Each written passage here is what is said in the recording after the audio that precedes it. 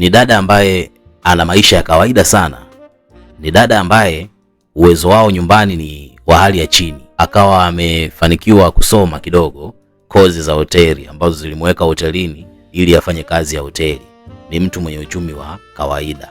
Na kwa kufanya kazi kama mhudumu wa usafi katika hoteli hii, ndio kitu pekee ambacho kinamwezesha kutimiza mahitaji yake ya msingi. Sasa ni mtu ambaye alikuwa hajalizika bado, kwa sababu kufanya tu usafi katika hoteli kusingeweza kumpatia maisha ya ndoto zake. Akiwa kwenye lindi la mawazo na kufikiria mara kwa mara siku zinazoenda, akawa anapata mawazo mbalimbali, lakini yote ilikuwa ni ngumu. Hakuweza kutoboa kwa sababu bado aligundua kwamba mimi ni mtu tu ninayefanya kazi katika hoteli, tena usafi. Siwezi kutoboa maisha yangu hata iweje. Sasa akawa anafikiria mipango mbalimbali, yani mipango kabambe juu ya namna gani anaweza akatoka sasa kwenye msoto au kutoka kwenye shimo alilopo la uchumi kwenda kwenye klasi ya juu. Mungu sio Asumani. Siku moja tajiri mmoja, bilionea, dunia nzima inamfahamu huyu jamaa, akaja kwenye ile hoteli ambapo huyu binti anafanya usafi, kufagia na kufua mashuka katika hoteli na kufanya kazi za jikoni ikiwemo kuosha vyombo pamoja na kupika.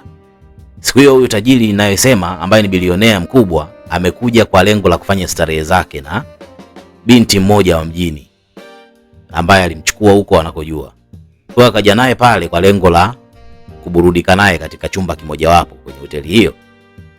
Sasa baada ya burudani zao, binti akaingia kwenye kile chumba ambacho tajiri mkubwa pamoja na huyo mwanamke walikuwa wamekitumia.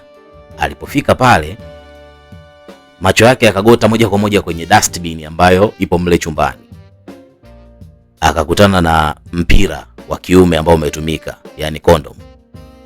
Inaonekana kabisa bado ina vitu vya moto. Yes. Hebu angalia akili ya binti ilivyofanya haraka jinsi ya kuwaza na kutafakari mambo. Kwa kuwa amejua walioingia walikuwa ni watu wa aina gani, yani ikiwemo tajiri mkubwa ambaye anafahamika duniani. Reaction ya haraka ambayo aliichukua binti baada ya kufikiria na kutafakari, haraka tu akawa ameshapata jibu kwamba kile kilio na yale maswali yalikuwa akijiuliza mara kwa mara kuhusu mpango kazi thabiti wa kumfanya aweze kufanikiwa au aishi maisha mazuri, ukawa sasa ni kitu kinachomtafuna au anachokifikiria pale haraka afanye nini. Akawa amewaza kitu kimoja kwamba kwa kuwa tajiri ameacha na ana uhakika kwa aliyetoka katika chumba hicho muda mfupi uliopita ni huyo tajiri, na yeye akipiga hesabu zake anaona kabisa inawezekana. Ni jambo la kusikitisha afu la kufurahisha, yani kwa wakati mmoja unapata kama kigugumizi, yani inafurahisha au inasikitisha. Wewe utaniambia kwenye comment hapo. Binti akachukua ule mpira wa kiume ambao ulikuwa na manii za yule mwanaume, akaingia maeneo kwa maana ya chooni, akajiseti vizuri, akachukua zile manii na kuziweka katika maeneo yake ya siri ya uzazi, akiwa anajua kabisa leo ni siku ambayo iwe isiwe, nikikutana na mwanaume nina uwezo wa kushika mimba. Kwa alifanya mchezo wa aina hiyo. Imagine kilichotokea mwisho wa siku. Baada ya siku kadhaa akaona kweli ana dalili zote za ujauzito. Yaani ile njia yake ilifanya kazi. Yale mawazo na zile fikra zilifanya kazi kweli. Mwisho wa siku ujauzito ukaendelea na nini, miezi kakatika. Mwisho akaona kutokana na ujauzito wake ameshakuwa mzigo tena, hatuwezi kuendelea kubaki naye hapa. Wakamtimua kazi pale kwenye ile hoteli. Lakini yeye akaondoka akiwa na matumaini kwamba lilichokibeba tumboni ni kiumbe cha mtu mmoja mkubwa sana. Kwa hiyo akawa amerudi nyumbani, ambapo huko alisaidiwa na watu tu wengine wa hali ya kawaida ambao hawana maisha mazuri, kwa sababu ndugu hawana uwezo na wengi wao amepotezana nao, kwa hiyo hajuani nao. Lakini alifanikiwa kuendelea kukuza ile mimba au ujauzito aliokuwa nao. Miezi 9 ikafika. Hatimaye binti alijifungua salama kabisa. Alipojifungua mtoto alikuwa naye tayari. Lakini sasa ikawa anafikiria namna gani atamuingia tajiri na kumuelezea hicho kitu kwamba huyu bwana, huyu mtoto wako unajua tena na nini. Yani ni kitu kigumu, unaweza ukaona ni namna gani inakuwa ngumu. Lakini sasa akapiga moyo konde, akasema nitamwambia kweli kwamba huyu ni mtoto wake, ili mbivu na mbichi ijulikane. Kama inawezekana, nikishafanikisha mpango wangu, naamini ya kwamba tajiri sasa atahudumia hiki kiumbe, na kupitia kuhudumia kwake, kwa kuwa ni mtu mwenye fedha, atakuwa akitoa pesa nyingi, na ndio utajiri na ndio fedha na ndio maisha ambayo nilikuwa nayatarajia na kuyatafakari siku moja nije niishi. Kweli siku moja akaamua kujibeba kwenda kwa tajiri na kale katoto kadogodogo, akaparangana pale katika kumtafuta tajiri. Unajua tajiri hapatikani kwa wepesi, yani huwezi kumfikia tu kama unavyofika tu nyumbani kwa watu fulani, unagonga unamkuta tajiri. Hata kama yuko ndani, manake unatakiwa kuonana naye kwa appointment maalum. Kwa hiyo ilikuwa ngumu sana, lakini yeye aliforce pale, akalialia pale getini na nini, na kuleta taharuki. Walinzi ikabidi waulizane, kulikoni? Mbona mtu anang'ang'ana kwenda kumuona tajiri na amelazimisha lazima aonane na tajiri, na ukizingatia kwamba amebeba mtoto na nini, anasema ni swala la muhimu linalohusu damu ya tajiri. Kwa hili liliwashtua walinzi, ikabidi pamoja na kwamba waliambiwa mtu anatakiwa kuingia kwa appointment, ikabidi wamsikilize binti tajiri. Wakati huo yuko ndani, mlinzi mmoja akaenda akasema, bana, kuna mtu ambaye anaonyesha kabisa ana umuhimu, ana jambo zito ambalo amelibeba. Kama unaweza kumpa nafasi ya kumsikiliza itakuwa vizuri zaidi. Sisi tunajua utaratibu, lakini kutokana na unyeti wa jambo lake tunaona ni vizuri aonane na wewe, kwa sababu kuna vitu anazungumza vinavyogusa au vinavyo make sense moja kwa moja, pengine ukimsikiliza unaweza ukaelewa. Akasema, bana, mimi kama utaratibu wangu, alafu leo sina mambo, sitaki kuzungumza na watu wengi mambo ya biashara na nini. Huyu tajiri lakini sio mtu wa biashara. Mlinzi anasema huyu sio mtu wa biashara wala sio mfanya biashara, anaonekana tu ni mtu ana mambo yake ya kijamii. Waambie bwana, mimi leo sina appointment wala sisaidii mtu, sijapanga kabisa, sio siku maalum ya watu kuja kuchukua msaada. Tajiri, hebu msikilize, kwa sababu alichojia hakionekani kuwa ni msaada wa fedha kama ambavyo wanakuja watu wengine na majirani ambao wamekuwa ukiwapatia fedha. Manake huyu tajiri alikuwa na tabia ya baadhi ya majirani ambao walikuwa wanapitia changamoto, aidha watoto wamefukuzwa ada au wana shida fulani matibabu, walikuwa wanaenda kugonga hodi kwa tajiri, alikuwa anawasaidia, alikuwa anawapa. Sasa yeye alijua ndo hao, akasisitiza kwa leo, bwana, siko sawa kutoa msaada kwa watu, lakini akasisitiziwa kwamba sio hivyo. Mwisho tajiri akaona basi sio mbaya, kwa sababu umeng'ang'ana kwamba kuna mtu na nini, mruhusu aje nimuone. Ndio akaitwa yule binti. Sasa binti, njoo, bosi anasema anataka uonane naye, njoo. Binti watu anaingia pale na mtoto amembeba, anakutana na tajiri sebleni pale. Tajiri ametoka kwake ndani chumbani, kaja sebleni pale ndani, yani kama vile sijui ni eneo gani, anaweza kufananisha na nini, kwa sababu ni nyumba fulani ya kifahari na furniture za kila aina tofauti na za gharama. Kwa binti akawa amefanikiwa kuingia. Alipoingia kuonana na tajiri, akajieleza, kutaka kuficha au kuanzia mbali sana. Yeye alienda straight tu akasema, nimekuletea mwanao. Huyu unayemuona niliyembeba ni mwanao. Tajiri akasema, wewe binti, acha kichaa, wewe umechanganyikiwa. Na ndio maana nilikuwa sitaki kuonana na watu, kwa sababu najua kwamba yanaweza kutokea mambo mengine, na nilijua tu kwamba huenda sio ugeni salama, ndio maana nilikuwa nakataa. Kwa hiyo unaona, sasa unaniletea mambo ambayo ya Uswahili. Huo unaoleta wewe ni Uswahili. Binti akasema, huyu ni damu yako, huyu unayemuona ni damu yako. Tena kwa muonekano wa kawaida unaweza kumuona kabisa amefanana na wewe kabisa. Kimazingira ni kwamba anaonekana ni mtu aliyefanana na wewe. Unaweza kukagua kucha zake, kaangalia pua, angalia huu mdomo, cheki haya macho pia, haya masikio ndo kabisa. Lakini tajiri bado aliendelea kukataa, kwa sababu hata ungekuwa wewe, mtu ndio kwanza unamuona, hata kama kuna sehemu uliwahi kumuona lakini haukuwa una mishe yoyote na yeye, una namna utakuwa uwezi kumkumbuka mtu wa namna hiyo. Akasema, binti, unaniletea mambo ya Uswahili, kwa sababu mimi hata kama nitakuwa nimelewa vipi, najua mapito yangu yote nayafahamu, kwa sababu nina watu maalum ambao huwa wananitafutia watu wa kuenjoy nao na nini, lakini haikuwahi kutokea mtu wa level yako akapita kwenye njia yangu. Kwa hiyo nakataa kwa kujiamini kwamba haijawahi kutokea na haitatokea mimi kuzaa na wewe hata iweje. Lakini bado binti aliendelea kusisitiza, huku akiwa amebeba mtoto, akasema na kufungulia mashtaka, nitakupeleka mahakamani.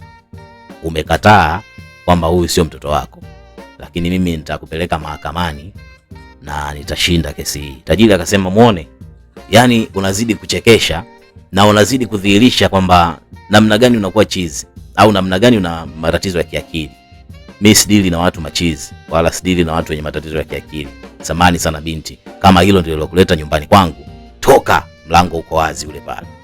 Toka sasa hivi kabla sijacharuka. Walinzi, akaita walinzi pale kweli, wakaja kumchukua. Wakamtoa nje na wao wakijilaumu kwamba unaona sasa unataka kutuharibia kibarua kabisa, ulisema una mambo ya maana ya kuongea naye.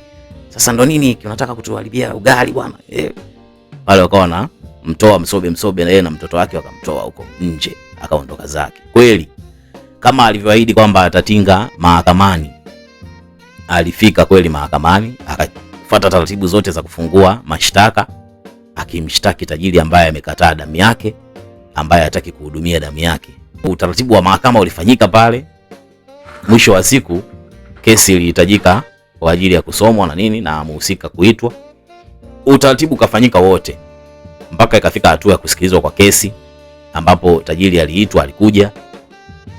Binti aliendelea kukazia na kusisitiza kwamba nimezaa kweli na huyu tajiri na huyu ni mtoto wake. Kama anabisha, mimi nina ushahidi au nina namna ya kufanya ili tuweze kuthibitisha ukweli juu ya hilo. Hakimu akamgeukia tajiri na kumwambia, inaonekana maelezo yake huyu yamekaa kwenye nafasi ya kujiamini sana, labda pengine unajiteteaje? Jamaa akasema hapana, nakataa mpaka dakika ya mwisho kwamba mimi sijawahi kulala na huyu mwanamke au kumpa ujauzito kwa namna yoyote ile. Yaani kivyovyote vile siwezi kuwa baba wa hicho kiumbe au huyo mtoto anayemsema yeye. Binti mwisho akasema bwana, kama amekataa, mimi naomba twende hospitali tukapime DNA, alafu ule ushahidi wa DNA utazungumza ukweli na haki ya mtoto huyu itapatikana, kwa sababu haiwezekani mtoto anyimwe haki yake ya kuishi na baba au kupata malezi ya baba yake kisa tu baba ambaye yeye binafsi ameamua kukataa kwa kusema tu hapana. Kwa hiyo ushahidi unatakiwa upatikane wa DNA wa kupima. Tajiri anatakiwa akubali kwenda kupima, awe tayari kwa ajili ya kupima yeye na huyu mtoto ili tuone vinasaba vinasemaje. Tajiri akasema kwa roho nyepesi tu na kwa haraka sana, yani akakubali, akasema hiyo haina hata mjadala. Hiyo haina hata mjadala. Kama swala ni kwenda kupima, nitagaramia mimi vipimo. Twende. Kweli wakatoka mpaka hospitali tena ambayo aliichagua tajiri, akiwa na maana ya kwamba pengine unaweza kufanyika mchezo, akapelekwa hospitali ambayo kuna njama zimetengenezwa. Kwa hiyo hospitali ambayo alienda alisuggest yeye mwenyewe tajiri waende huko. Walipoenda pale baada na usimamizi ukiwepo, manake usimamizi ukiwepo, akaenda kwenye hospitali. Vipimo vikafanyika vya DNA. 99.9 ya vinasaba vikaonyesha kwamba yule ni mtoto wake. Unaelewa 99.9? Manake almost 100%. Vipimo vinaonyesha kwamba yule ni mtoto wake. Tajiri akashika mdomo. Kwa hiyo kweli huyu ni mtoto wangu, inakuwaje? Hata ungekuwa wewe, sijui ungekuwa unajiuliza maswali gani au ungekuwa unasemaje? Ni kitu kinachostaajabisha kwa sababu hujawahi kulala na huyu binti. Ndio kwanza ulikuwa unamuona.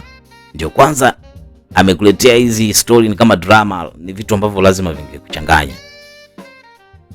Anasisitiza kwamba mtoto ni wako. Ukabisha. Akakwambia bwana, twende tukapime DNA. Tena ni mahakama ndio imetoa maagizo. Mnapima DNA, inakuja kubainika kwamba ni kweli huyo ni mtoto wako. Ungechukua maamuzi gani ukiwa unajua kabisa hujalala naye? Mwisho sasa mahakama ikaamuru ilimtaka binti atoe maelezo sahihi. Binti kabidi aeleze sasa kinaga ubaga. Ilibidi tu awe mkweli, akasema bana, mimi maisha yalinipiga sana, afu sielewi mbele wala nyuma, yani sijui. Kwa hiyo nilikuwa nafanya kazi pale nikiwa sina imani kama kesho yangu itakuwa njema, kwa kufanya kazi ya usafi tu nibadilishe maisha yangu. Kwa hiyo nikawa nimewaza sana na kuwazua. Lakini kuna siku moja huyu tajiri alikuwa amekuja pale na mwanamke kwa ajili ya kuvinjari naye. Ndipo wazo langu lilipopata jibu. Nikaona ni bora nifanye hiyo njia. Njia niliyoifanya ni kwamba nilichukua ile kondom ambayo aliitumia ikiwa bado ina manii za moto moto. Wao wametoka tu muda huo, mimi nikawa nimejipandikiza zile mbegu zake. Na kwa kweli ilikuwa ni siku ya hatari ambayo ningefanya vyovyote vile, kwa maana ya kitendo chochote na mwanaume, ningepata ujauzito. Ndio siku ambayo nilifanya hilo tukio. Na ni kweli huyu mtoto unayemuona ni zao la huyu mzee, japo pasipo ridhaa yake. Nakiri mahakamani kwamba kweli nilichokifanya hakikuwa ridhaa wa muhusika, lakini tayari limetokea jambo. Hapa tunaangalia maslahi na mustakabali wa mtoto na hatima yake. Hatuangalii tu kwamba mimi ndio niliyokosea kwenye njia zilizotumika na ridhaa ambayo ilitakiwa baba yake awe nayo, lakini hebu tuangalie kwa maslahi ya mtoto, kwa kuwa tayari yupo. Basi mahakama ikasema kama ni hivyo kweli na mazingira uliyosema yanaeleza pasipo shaka kwamba mtoto ni kweli ni wa huyu jamaa. Hakimu akamgeukia yule tajiri akamwambia, bwana ndugu yangu, utake ustake, huyu mtoto kibiolojia ni wako na imethibitika pasipo kuacha shaka kwamba ni mtoto wa kwako kutokana na vipimo vilivyofanyika. Hapo hakuna namna, inatakiwa uanze kutoa matunzo na kumhudumia mtoto. Kama unaweza kumchukua, au kama inawezekana unaweza ukamtunza akiwa kwa mama yake. Lakini kwa hivi alivyo mdogo, kivyo vyote vile, hata ukimchukua uchukui mtoto kama mtoto, utakiwa umchukue na mama yake. Tajiri akasema siko tayari kuishi na mama huyu mama, ila nitatuma hela, nitakuwa naweka hela na nini. Mahakama ikaamuru kila, kutokana na hali yenyewe pia ya mazingira ya mtoto, mazingira ya mama, vile hana shughuli yoyote ya kufanya, lakini tajiri ni mtu mwenye pesa. Mahakama ikaamuru kila mwezi tajiri awe anatia milioni 10 kwenye akaunti ya huyu mama. Bana, si utajiri tayari huo? Tobo hilo. Dada wa watu ametajirika, mtoto atumii milioni 10 kwa mwezi hata iweje. Lakini tayari maamuzi yaliyotolewa mahakamani yakawa hivyo. Kwa hiyo dada wa watu akajikuta mtego wake umenasa, yupo kwenye wakati ambao sasa anaanza kula fedha za tajiri. Na kweli baada ya kutoka pale, siku hiyo hiyo mahakama ilisema kwamba kuanzia leo inatakiwa aanze kumhudumia mtoto na nini. Basi tajiri ilibidi aanze kuhudumia mtoto, kumweka karibu, akitaka kutoka naye, akitaka kufanyaje, vyovyote vile katika maisha yake akawa anamhudumia. Hata kama ilianza kwa namna fulani isiyo sawa, lakini mwisho wa siku aliachilia yote na kuamua kutunza mtoto huyo na mama yake. Sasa nikuulize, wewe ndo ungekuwa hakimu, kabla hujatoa hukumu unaambiwa kwamba mekanizmu iliyotumika au njia iliyotumika mpaka mtoto amepatikana ndio hiyo, sasa utatoa hukumu gani? Kwa sababu kumbuka, hapo mtu anaambiwa kwamba mtoto ni wake, na sio kuambiwa tu ndio ukweli wenyewe, lakini sio ridhaa yake, haikuwa ridhaa yake. Ana haki ya kukataa, licha ya kuwa kweli mwenendo wa kesi unaweza ukamkuta na namna yoyote ya kuwajibika, lakini haikuwa ridhaa yake. Wewe ungekuwa hakimu, ungetoa ushauri gani? Au wewe ungekuwa huyo tajiri, ungefanyaje? Andika hapo kwenye comments, tutapita na ujumbe. Asante sana, mimi naitwa Lungu TZ. Asante kwa kunifuatilia mwanzo mpaka mwisho. Kama bado hujasubscribe channel yangu Wajanja Studios, fanya hivyo sasa, lakini unaweza kunifollow kwenye mitandao ya kijamii kote, natumia Lungu TZ. Bye, tukutane wakati mwingine.